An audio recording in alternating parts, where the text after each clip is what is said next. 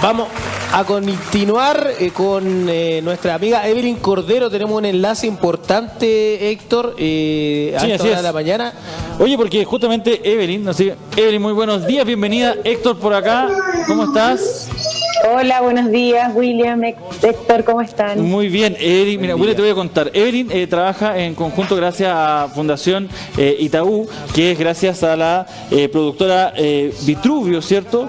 Donde están haciendo esta especie de temporada con 30 capítulos de un programa que se llama Te hago una pregunta. Evelyn es una experta en neurociencia, doctora en educación de la Pontificia Universidad Católica.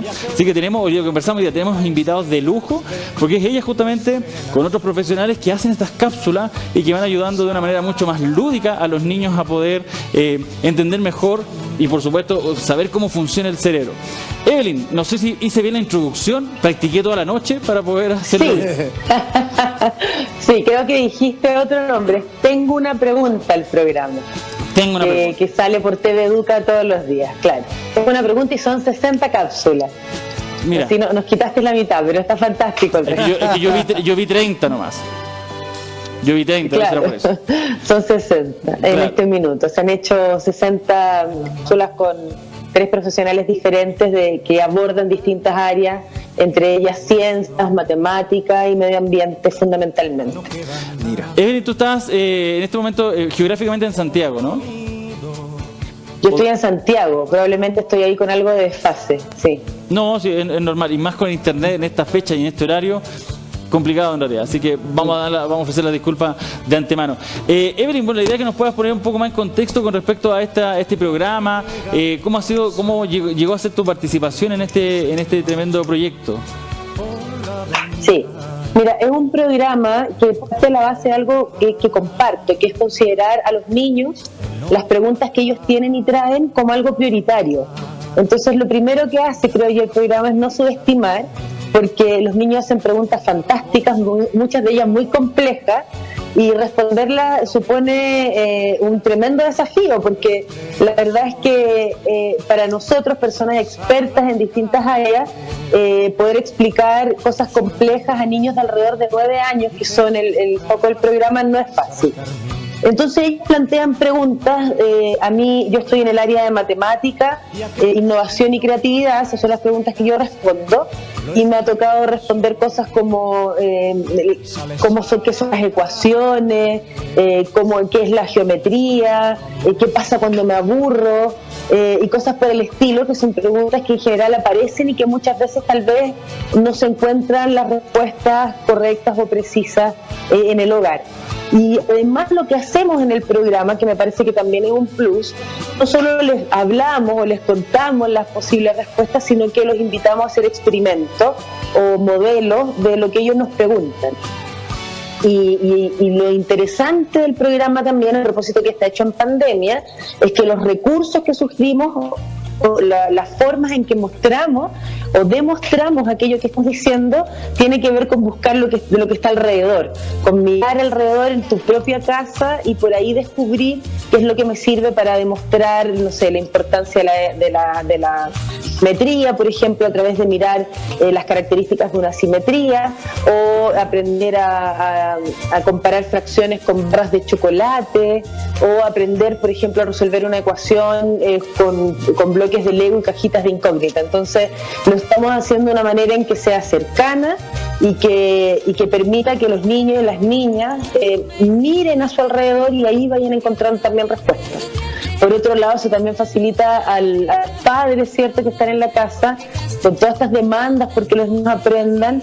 Hay que darle una vuelta a esto de mirar, porque la cocina es un fantástico laboratorio, por ejemplo, o los juguetes, los objetos pueden servir para encontrar patrones. Es decir, hay mucho de lo que aprender respecto a que tenemos a nuestro alrededor. Y esta pandemia ofrece esa posibilidad de que estamos en la casa, estamos encerrados. Claro. Mira, estamos, tal como te mencionaba, estamos con William acá, así que le voy a dar el pase a mi querido compañero para que te pueda también hacer algunas consultas. Sí, bueno, primero agradecer esta oportunidad porque sabemos que en estos tiempos es muy necesario estar compartiendo estos recursos, esta estrategia, sobre todo con el tema de que las clases presenciales estén suspendidas. Y me gustaría saber y que tú pudieras también, en base a eso, porque, bueno, la neurociencia lo declara, la atención y la curiosidad son parte fundamental en un proceso de aprendizaje. ¿Qué le recomendarías tú, Evelyn, de manera concreta a los papás, a los tutores, apoderados, padres, madres que están en la casa lidiando con estas clases presenciales? ¿Cómo ellos pueden realizar alguna activación, un apoyo? ¿Cómo ellos pueden comenzar, cierto, a llamar la atención de los niños para poder de esa manera ser un ente presente en el proceso de aprendizaje? Gracias, William, por la respuesta. Yo creo que lo primero que hay que decir ahí es que los profesores están haciendo un trabajo impresionante. Yo me saco el sombrero por la labor. Yo estuve muchos años también en aula, soy profesora de formación original, y ha sido un desafío la creatividad de los docentes atender a las demandas académicas de sus niños y sus niñas en las casas. Yo diría que en ese sentido, tanto hacia a los profesores como a los padres, diría que hay que incentivar preguntas o lo que tú decías, hay que incentivar la curiosidad a través de problemáticas o preguntas que a los niños y a las niñas le hagan sentido, que les remuevan, que les den ganas de aprender. Esa es la propuesta también que hacemos en Tengo una Pregunta. Son preguntas que son movilizadoras. Y cuando uno tiene una pregunta movilizadora, eso que dice, ¡ay, pero qué curioso! ¿De qué se trata? ¿Cómo averiguo más de esto? Lo que ocurre en consecuencia es que se activan mecanismos que te impulsan a ir en busca de esa respuesta. Y esos mecanismos tienen que ver con la atención y la motivación. Y eso es la base para el aprendizaje. Entonces, yo diría que cuando uno, le diría en especial a los profesores que sería muy bueno que trabajaran en conjunto de manera de levantar una pregunta que permita la interdisciplina de varias asignaturas y no estar enviando tareas separadas, que eso sería más bien producir agobio. Y diría a las casas, a los padres, a las madres que están a cargo de este teleaprendizaje, ¿cierto?, que trataran de buscar respuestas dentro de lo que tienen a su alrededor. Es decir, yo el otro día, por ejemplo, veía a mis sobrinos tener una tarea sobre los estados de la materia. Los estados de la materia no necesito una ficha. Va a ir a mi alrededor para encontrar diferentes representaciones de los distintos estados de la materia en mi casa. Entonces, invitar a ir más allá de la ficha de trabajo, a incentivar la curiosidad, a qué preguntas se están haciendo los niños y las niñas ahora, apuntarles directamente. Porque probablemente ahí van a aparecer una serie de posibilidades de aprender. Y la experiencia de la casa también valorar, que la experiencia de la casa no es la escuela. Entonces las preguntas que surjan tienen que ser preguntas más bien desde lo cotidiano, y eso también permite mucho aprendizaje.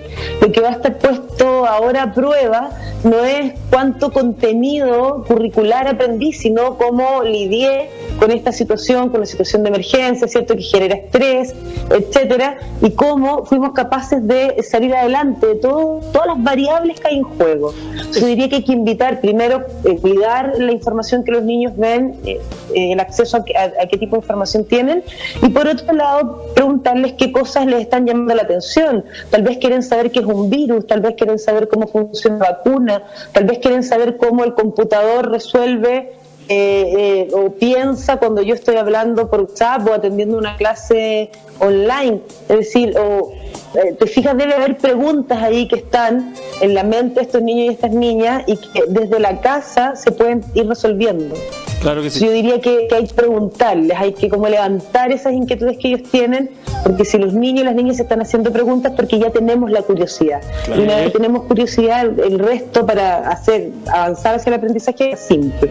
Evelyn, de hecho, es lo que nosotros venimos mencionando hace bastante tiempo, y no puedo evitar recordar, por ejemplo, programas emblemáticos nuestros como el profesor Rosa, cuando ocupaba un poco la curiosidad de los niños con el fin de poder explicar algo mucho más entretenido. cuando decían, ¿sabes qué? Mira, en esta caja de fósforo tengo 200 huesos. ¿Cuáles serán? ¿De dónde son? Y va generando todo un ambiente propicio para poder justamente enseñar. Y eso es un poco lo que te quería comentar, Every, porque nosotros venimos comentando el tema de neurociencia hace bastante tiempo. En lo personal yo me desempeño como coach y he tenido la posibilidad de compartir bastante. De hecho, trajimos el año pasado aquí a la ciudad de Calama, desde Argentina, a Lucrecia Prat Gay. No sé si te suena, que es neuropsicopedagoga también. Entonces, y con ella también hemos tenido un par de enlaces. Evelyn, justamente a raíz de lo mismo, que las clases hoy en día son virtuales, probablemente no van a reemplazar nunca las presenciales. ¿Cómo compensar quizás esa relación más de afecto, que sabemos que es tremendamente beneficioso para el cerebro en estos tiempos con esta distancia? ¿Cómo generar esa relación entre profesor y los docentes y alumnos? Es complejo el tema de la clase virtual. Yo creo que hay un antes y un después en la educación, digamos, a propósito de la pandemia. Yo creo que efectivamente una de las cosas que más se extraña y más se echa de menos es la cercanía. Y esta distancia física que nos impone la pandemia indudablemente va a tener consecuencias porque nos hace falta. Nosotros los seres humanos estamos fisiológicamente bien cableados para el contacto con el otro. Tenemos un circuito cerebral específico de las caricias, por ejemplo. Somos capaces de notar la experiencia táctil cariñosa de otra experiencia táctil. Y eso es porque el contacto físico, la caricia, es relevante para nuestro desarrollo y para nuestra vida como especie. Entonces, claramente esto va a tener ciertas consecuencias, digamos, y vamos a tener que recuperar muchos abrazos, mucha ternura, ¿cierto?, cuando nos volvamos a encontrar. En ese sentido, yo diría que no hay mucho que hacer en este momento, salvo mantener el contacto, que los profesores y las profesoras han hecho bastante. Yo conozco casos de profesores que recorren en moto, en Arica, por ejemplo, en Iquique hay una profesora que recorre y entrega guía en moto para no perder el contacto con sus estudiantes, que eso va mucho más allá del contenido, es mantenerse viéndolos, ¿cierto?, sabiendo cómo están. Muchos profesores han utilizado el teléfono, el WhatsApp. Hay profesores que están haciendo radio, por ejemplo, porque una de las cosas que ha develado esta pandemia es la inequidad de acceso, por ejemplo, a la conexión, a las redes. Entonces, la verdad es que el porcentaje de personas que puede conectarse, estar en clase online, es muy poco y está muy centralizado. Es en Santiago fundamentalmente y en ciertas comunas. Incluso en Santiago tenemos comunas que alcanzan el 90% de conectividad versus otras que tienen el 20%. Y hay comunas que tienen 0% conectividad. Entonces los profesores están siendo desafiados y están siendo súper creativos al respecto, porque han hecho radio, recorrer los lugares, van a ver a los estudiantes, hacen llamados telefónicos. Es decir, creo que de alguna manera han puesto el foco donde tiene que estar, que es mantener el contacto, independiente que no nos podamos tocar. Esa preocupación por el otro ha estado bien puesta, y esa misma preocupación por el otro nos hace pensar que es importante que primero esté bien resguardado el tema de salud antes de abrir las aulas nuevamente, por ejemplo. Entonces yo creo que esas demostraciones de cariño que se ven en el saber cómo están, en preocuparme cómo se están sintiendo, etcétera, es la forma en que en este minuto podemos estar en contacto. No hay otra por el momento, ¿cierto? Y claro, consecuencias va a haber, pero también va a llegar un momento en que nos podamos reencontrar y volver a tocar nuevamente. En ese sentido, en las casas, las personas que viven juntas, que pueden mantener contacto físico, es muy importante el apapacharse, el abrazarse, el darse cariño, el darse besos, más allá de cualquier otra, muy relevante. Sí. Evelyn, estamos hablando en el aspecto de las clases virtuales, en seguir en contacto, como tú dices, pero me gustaría que tú pudieras también entregarnos algún tipo de recomendación con respecto a cuánto tiempo es que los niños pueden, y aquí tú es tu área, ¿cierto? ¿Cuánto tiempo los niños pueden y deberían estar en estas clases virtuales? Porque hay algunos colegios que están realizando clases casi en el mismo horario que estaban yendo al colegio, pero de manera virtual. ¿Nos podrías entregar algún tipo de recomendación para, incluso a nosotros que somos profesores también, poder hacer estas cápsulas o poder hacer estas clases virtuales bien concretas y apelando al tiempo también que los niños tienen para poder estar poniendo atención con respecto a esto? Sí, Yo diría que el tiempo en pantalla tiene que ser un tiempo cuidado y va a depender también de la etapa del desarrollo de la edad de los niños y las niñas para hacer una recomendación más específica. Los niños más chicos no deberían estar tanto tiempo en pantalla, hablo de primera infancia, alrededor hasta los 7 años, y de ahí hay que dosificar la cantidad de tiempo que uno está en pantalla. Yo diría que más bien hay que aprovecharla en cuestiones que en este minuto son mucho más relevantes.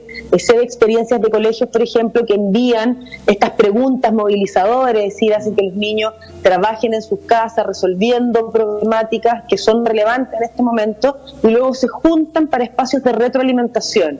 Entonces, en la retroalimentación lo que hay es una conversación honesta, un acompañamiento del trabajo pedagógico, un cómo están, grupal, cierto, y también individual, pero no una clase dictada en edades donde es difícil atender una clase. Si es difícil atender una clase presencial, atender una clase virtual con todos los estímulos de la casa es mucho más complejo. Entonces, creo que esa respuesta tiene que estar dada en función de las distintas etapas de desarrollo y objetivos que se tengan.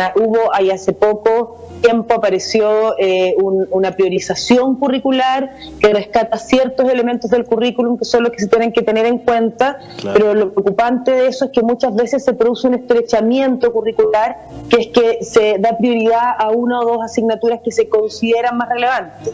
Sin embargo, yo diría que lo relevante ahora es precisamente lo que se está considerando como no relevante, como el arte, como la actividad física, que por lo demás tiene mucha investigación, robusta investigación de que sirve, no solo en términos de que mejora el bienestar humano, sino que también permite mejorar el aprendizaje. La actividad física, por ejemplo, es muy relevante y es algo que yo diría que por ahí hay que atender, invitar a los niños y las niñas a jugar, a moverse, a inventar juegos, cosas o maneras de mantenerse en contacto, etcétera.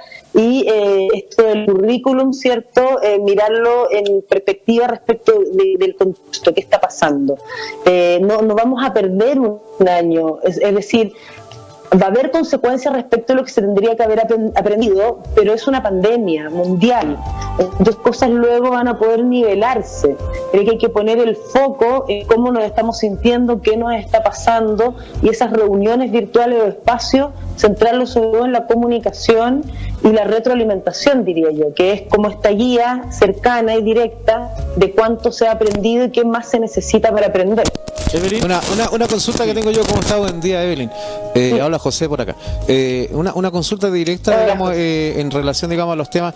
¿No cree que ya hay algunos tiempos que ya han pasado un poquito largo y hay que pensar a futuro y ahora también en el presente en tomar una nueva escuela, una modalidad o un nuevo ramo en pedagogía, porque las pedagogías ya no sirven las que estaban antiguamente? Y por otro lado, el asunto que hay casi 400.000 niños que en la actualidad no tienen acceso a internet en nuestro país, entonces ellos están quedando en cero.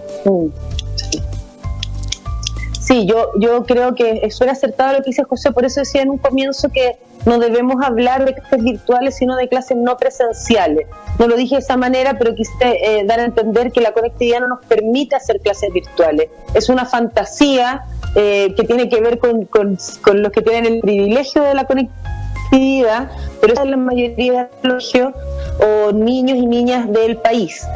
Y sobre lo que dice de la pedagogía, sí, yo diría que es importante hacer actualizaciones en las mallas curriculares de las universidades, porque todavía se enseñan cosas que están profundamente obsoletas y no se enseña o se creen, hay mucho mito dando vuelta en el ámbito de la educación.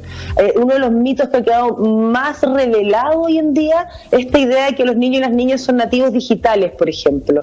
Y la verdad es que son más bien usuarios funcionales de redes sociales. Pero tú le pides a un niño o una niña alrededor de 13 años que trabaje con un documento de Word o que prepare una presentación con algún programa o algo, y no son capaces. Entonces esta idea de nativo digital también se ha echado por tierra. Tienen problemas para conectarse a las reuniones online, los que tienen acceso a la conexión, etcétera. Es decir, hay que empezar a entender que todo lo que queremos que nuestros estudiantes desarrollen como habilidad es algo que se tiene que intencionar y enseñar intencionadamente. A veces se cree que los niños aprenden casi por osmosis, como que están vinculados a la tecnología, entonces van a desarrollar habilidades tecnológicas, y no es así. Entonces nosotros queremos que desarrollen habilidades tecnológicas que tengan que ver con usar recursos, ¿cierto?, para entender información o transformar información en cosa y proyectarlo, entregársela a otro, bueno, eso es algo que se tiene que enseñar. No lo saben usar redes sociales, que no es lo mismo que ser competente en el uso de las tecnologías. Entonces hay muchas cosas que tienen que cambiar, porque hay mucho mito respecto a la educación, y yo creo que la clave para mejorar el aprendizaje en el mundo en general es la profesionalización docente, que tienen profesores y profesoras cada vez más y mejor preparados, yo diría que más desde lo profesional que desde lo vocacional, de manera que efectivamente sepan cómo es que aprenden los seres humanos, por lo tanto puedan tomar mejores decisiones pedagógicas de cómo enseñar. Cuando nosotros, por ejemplo, en el programa hacemos enseñamos, por ejemplo, las ecuaciones a niños pequeños, es porque hay metodologías que permiten enseñar ecuaciones a niños pequeños. Pero a nadie se le ocurriría estar hablándoles del inverso multiplicativo, el inverso aditivo, y pasa este número restando para acá y este otro número baja multiplicando para allá, porque es un desastre y es el algoritmo de la ecuación es lo de menos, cuando yo lo que quiero es que ellos comprendan el sentido básico de una igualdad, que es la base de una ecuación. Entonces se trata de metodología, se trata de didáctica, y las cosas están estudiadas. Hay evidencia respecto a cuáles son las metodologías que funcionan mejor y cuáles no tienen efectividad. Entonces diría que, claro, hay que cambiar las mallas curriculares porque tenemos que profesionalizar y tenemos que empezar a sacar la casuística en la pedagogía. Ahí Will, que es profe, probablemente también lo sabe, hay mucha casuística. Que a mí me restó, que yo hice, que no sé qué, ¿te fijas? Entonces, claro, esta profesión tiene mucho de ciencia también.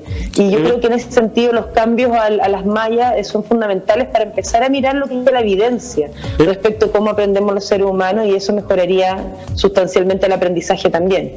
Evelyn, justamente a raíz de aquello, sucede que cuando mucha gente cree que la neurociencia viene un poco menos como de moda, sabemos que como somos países, que nos llega todo tarde finalmente, y que la neurociencia un poco son las ciencias que estudian el cerebro y que nos ayudan en este caso de la parte educativa a algo súper cliché, pero que tú no puedes diseñar un guante si no sabes cómo es una mano, y no pudiese realmente enseñar de forma efectiva si no sabes cómo funciona un cerebro, ¿verdad? No sé si nos puedes explicar de una forma quizás más lúdica, para la gente que nos está viendo hasta ahora en su casa, finalmente qué son las neurociencias y cómo llegamos a la neuroeducación para poder beneficiar a los alumnos.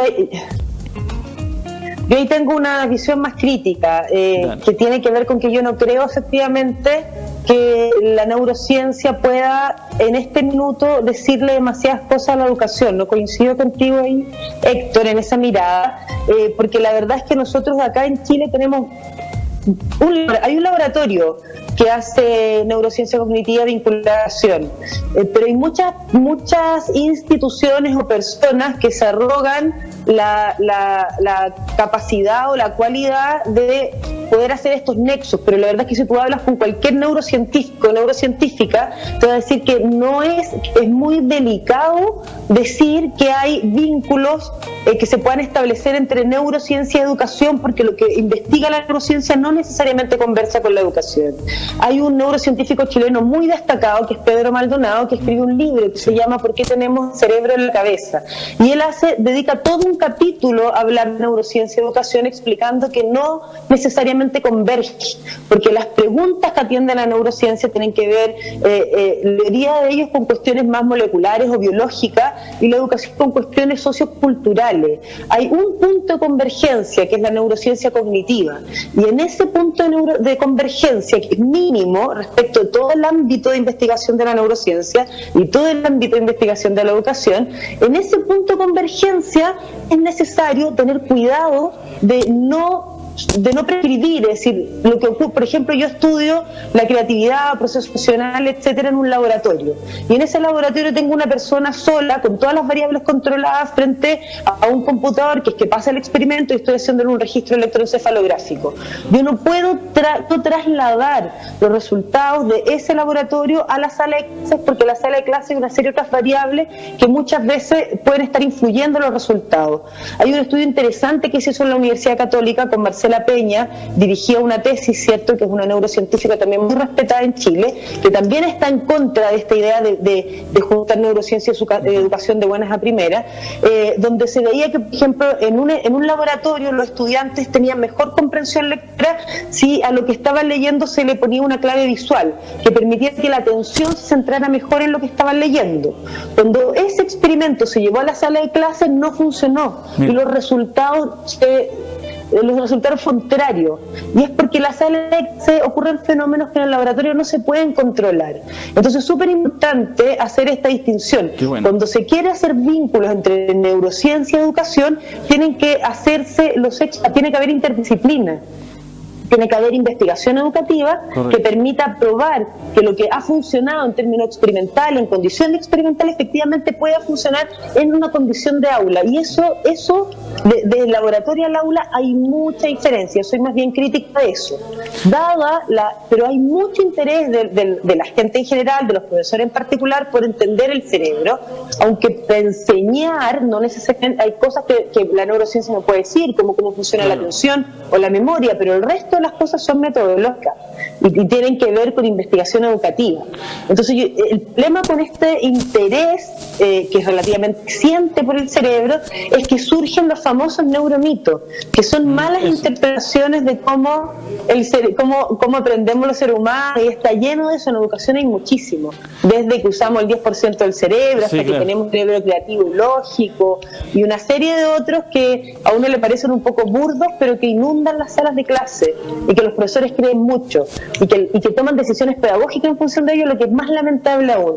Ahora está de moda esta idea de que sin emoción, por ejemplo, no hay aprendizaje. Y hay que tener cuidado con eso, porque corren por carriles separados. De hecho, yo puedo aprender sin emocionarme perfectamente, ocurre todo el tiempo. O sea, pero la motivación es otro tema, y eso sí es imprescindible para el aprendizaje. Entonces, estas maneras como de trasladar, ¿cierto? Tal vez no tan seriamente o livianamente lo que está ocurriendo en el ámbito de la neurociencia y la educación, hay que tener harto cuidado con eso. Yo soy un poco de las personas que va por la bandera de tengamos cuidado, ojo acá. Me da un poco tengo ciertas suspicacias con la palabra neuroeducación, neurodidáctica y todo, porque creo que cuando uno le antepone neuro a las cosas, le da una connotación distinta. O sea, tenemos la didáctica y tenemos la educación. Dar neurosis. No lo diría de esa manera, porque creo que ahí se pueden prestar para se tergiversa la información. Súper entretenido. Quizás un día pudiésemos conversar solamente de todos estos mitos. ¿Es posible que te pudiese dejar un poco amarrada a que quizás pudiésemos estar conversando constantemente, quizás hasta una vez por semana? Por supuesto, siempre y cuando tengas tiempo. De los mitos, fantásticos, me encantaría, porque hay esto que se tiene que hacer divulgación científica de manera seria, ¿cierto? Porque hay harto que aprender ahí o que saber de ahí, y estoy súper disponible para que podamos conversar al respecto, y ahí podemos hacer estas distinciones entre lo que dice la ciencia y lo que ocurre luego en la vida cotidiana. Hay casos fantásticos sobre eso. Mira, los días viernes nosotros tenemos un espacio puntualmente, que justamente es el espacio de Miranda Coach, donde quizás ahí pudiésemos perfectamente meter esta sección y podamos ir conversando, lo conversamos por interno, ¿te parece? Ya, pues me parece fantástico, te agradezco la invitación. Agradecido de tu disponibilidad, de que nos hayas podido dar este tiempo. Sabemos que estás con hartas actividades, pero feliz, para nosotros un honor de tener profesionales como tú en pantalla. William. Muchas gracias. Y vean el programa. Tengo una pregunta que pasa todos los días por TV Educa y que está fantástico. Está el Gabriel León, que es un comunicador científico increíble. Sí, lo vi. Está Violeta Radi, que es una socióloga maravillosa que habla de medio ambiente. Bueno, y estoy yo. Y estamos respondiendo preguntas, pero fascinantes, niños y niñas. Así que invitados a ver el programa. Oye, Evelyn, para que lo conozcan y sepan de qué se trata. ¿Existe alguna posibilidad también, sobre todo para los profesores, ciertas profesoras, las personas que trabajan en educación, de poder a lo mejor contactarte por algún tipo de red social? ¿Tienes, aparte de lo de TV Educa, alguna plataforma como para poder acceder a algunos videos, cápsulas? Gracias por la pregunta. Yo tengo una fundación educacional que se llama Fundación Educacional Arrebol como cuando el cielo está arrebolado. ¿Ya? Y a través de redes sociales nosotros hacemos divulgación científico-educativa.